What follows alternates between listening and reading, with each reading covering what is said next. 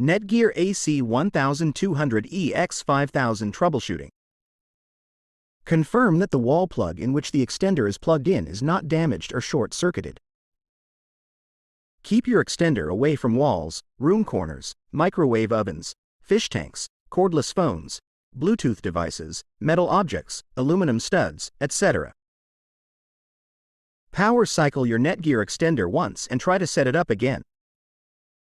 Netgear X5000 extender is receiving proper power supply high-speed internet connection on your device.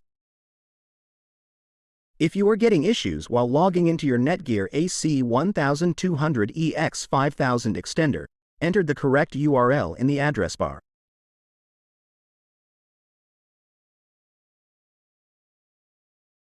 Check all the wired connections. Do not use any damaged cable. Use only the latest version of web browser during Netgear X5000 login.